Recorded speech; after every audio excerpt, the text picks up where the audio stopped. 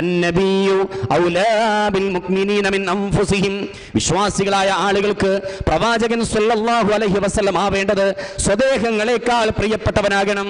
അല്ലാഹുവിന്റെ റസൂൽ സ്വല്ലല്ലാഹു അലൈഹി വസല്ലം പഠിപ്പിക്കുകയാണ്, ലാ യുക്മിനു അഹദുക്കും, നിങ്ങളിൽ ഒരാളും മുഅ്മിനാവുകയില്ല, നിങ്ങളിൽ ഒരാളും വിശ്വാസിയാകുകയില്ല. ഏതുവരെ? ഹത്താ അകൂന അഹബ്ബ ഇലൈഹി മിൻ വാലിദിഹി വവലദിഹി വന്നാസി അജ്മഈൻ. മാതാപിതാക്കളെക്കാൾ, മക്കളെക്കാൾ, ലോകത്തുള്ള മുഴുവൻ മനുഷ്യരെക്കാളുമേറെ ഞാൻ അവന് പ്രിയപ്പെട്ടവനാകാത്ത കാലത്തോളം ഒരാളും, നിങ്ങളിൽ ഒരാളും വിശ്വാസിയാവുകയില്ലെന്ന് പ്രവാചകൻ സ്വല്ലല്ലാഹു അലൈഹി വസല്ലം പഠിപ്പിക്കുകയാണ്. ലോകത്തുള്ള മുഴുവൻ ആളുകളെക്കാൾ, ലോകത്തുള്ള മുഴുവൻ മനുഷ്യരെക്കാൾ, ലോകത്തുള്ള മുഴുവൻ വിഭവങ്ങളെക്കാളേറെ അള്ളാഹുവിനെയും പ്രവാചകനെയും നാം സ്നേഹിക്കുന്നില്ല എങ്കിൽ അവർക്ക് ശക്തമായ താക്കീതാണ് അല്ലാഹു സുബ്ഹാനഹു വ തആല പരിശുദ്ധമായ കലാമിലൂടെ നൽകുന്നത്.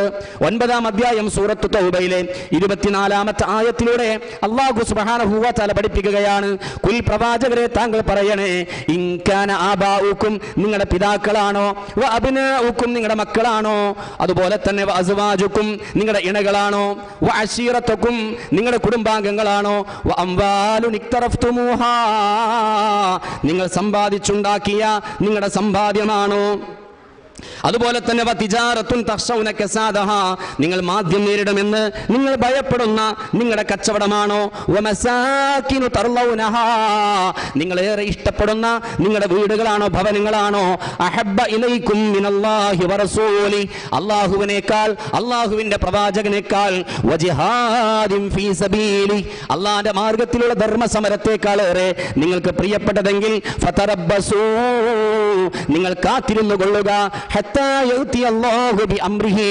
അല്ലാഹുവിന്റെ കൽപ്പന വന്നെത്തുന്നതുവരെ. ഇപ്പൊ ലോകത്തുള്ള മുഴുവൻ ആളുകളെക്കാൾ, മുഴുവൻ വസ്തുക്കളെക്കാൾ ഏറെ അല്ലാഹുവിനോടും പ്രവാചകനോടും അല്ലാഹുവിന്റെ മാർഗത്തിലുള്ള ജിഹാദിനോടും ധർമ്മസമരത്തോടും നിങ്ങൾ ഹുബ്ബ് വെക്കുന്നില്ലെങ്കിൽ നിങ്ങൾ കാത്തിരുന്നു കൊള്ളുക. ഏതുവരെ? ഹത്താ യഅതി അല്ലാഹു ബി അംരിഹി, അല്ലാഹുവിന്റെ കൽപ്പന വന്നെത്തുന്നതുവരെ. ഈ ആയത്തിനെ അല്ലാഹു സുബ്ഹാനഹു വ തആല അവസാനിപ്പിക്കുന്നത് ഇങ്ങനെയാണ്, വല്ലാഹു ലാ യഹ്ദി ഖൗമൽ ഫാസിഖീൻ, അധർമ്മകാരികളായ ആളുകളെ അല്ലാഹു സുബ്ഹാനഹു വ തആല ഒരിക്കലും നേർവഴിയിലാക്കുകയില്ല. അധർമ്മകാരികളായ ആളുകളെ ഒരിക്കലും അല്ലാഹു സുബ്ഹാനഹു വ തആല നേർവഴിയിലാക്കുകയില്ല എന്നാണ് അല്ലാഹു സുബ്ഹാനഹു വ തആല പഠിപ്പിക്കുന്നത്. ആരെയാണ് ഫാസിഖുകൾ എന്ന് വിളിച്ചത്?